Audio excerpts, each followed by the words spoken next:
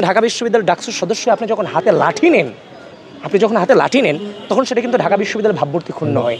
সে কিন্তু মাদকাসক্ত ছিল কিংবা মাদক বিক্রেতা ছিল। তো সেই জায়গার মধ্যে হচ্ছে যে আপনি যখন লাঠি নিয়ে তাকে প্রহার করেছেন, যদি তার শরীরে নাও লেগে থাকে, এটা কিন্তু তার পক্ষে গোটা বাংলাদেশে তার পক্ষে একটা সিম্পাথি তৈরি হয়ে গেছে। যেখানে সে অপরাধী সেখানে তার পক্ষে সিম্পাথি তৈরি হয়ে যাচ্ছে। আমি সেই সিম্পাথি তৈরি করার সুযোগটা কেন দিব?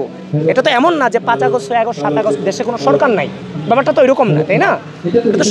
যেহেতু আইন শৃঙ্খলা বাহিনী আছে তাদের হাতে তুলে দেওয়া উচিত। এবং সে এটাও বলেছে যে 3 থেকে 4 দিন নাকি এভাবে সে মার্জনা করে দিয়েছে।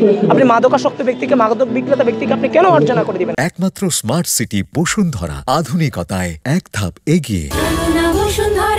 অবশ্যই আইন শৃঙ্খলা বাহিনীর হাতে তুলে নেবেন। ঢাকা বিশ্ববিদ্যালয় থেকে তাকে মুক্ত করতেছেন। ঢাকা বিশ্ববিদ্যালয়ের কোনো স্টুডেন্ট যদি তার কাছ থেকে মাদক নিয়েও থাকে, সে বাইরে গিয়ে সেই মাদকটা নিবে। সুতরাং তাকে আপনি কেন আইন শৃঙ্খলা বাহিনীর হাতে তুলে দিচ্ছেন না? 2 দিন পর পর তাকে নিয়ে হচ্ছে যে তার সাথে দেখা হওয়ার পর মিডিয়া ফোকাস হচ্ছে, এগুলো কি আসলেই কি ইচ্ছাকৃতভাবেই হচ্ছে যে তাকে আইন শৃঙ্খলা বাহিনীর হাতে না তুলে দিয়ে মিডিয়া ফুটেজ নেওয়া হচ্ছে এক প্রকার? কেন তাদেরকে আইনের হাতে তুলে দেওয়া হচ্ছে না?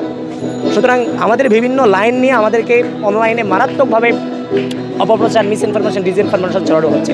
আমাদের অবস্থান একদম স্পষ্ট, মাদকের বিরুদ্ধে এবং ক্যাম্পাসের বহিরাগত মুক্ত রেখে ক্যাম্পাসের যথাযথ পরিবেশ সৃষ্টি করার পক্ষে জিরো টলারেন্স নীতিতে আমি বিশ্বাস করি। ওই ব্যাপারে আমার কোনো আপত্তি নেই, কিন্তু সেটা যথাযথ আইনের মধ্য দিয়ে হবে। নিজের হাতে আইন তুলে নেওয়ার দৃষ্টান্ত তো আছেই এপিসোডে। সুতরাং আমাদের কনসার্নের জায়গাটা ওইখানে।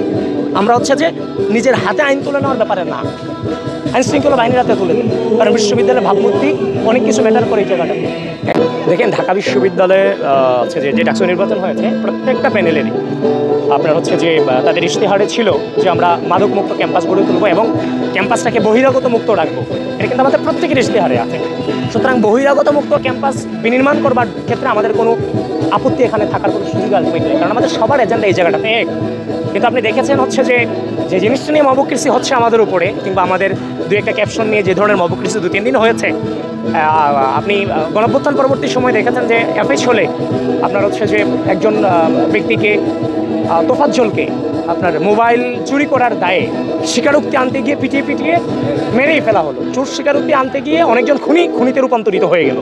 তো এই যে দায়টা ঢাকা বিশ্ববিদ্যালয়ের সময় একটা নেগেটিভ ইম্প্যাক্ট কিন্তু নির্বাচন গণঅভ্যুত্থান পরবর্তী সময় পড়েছে।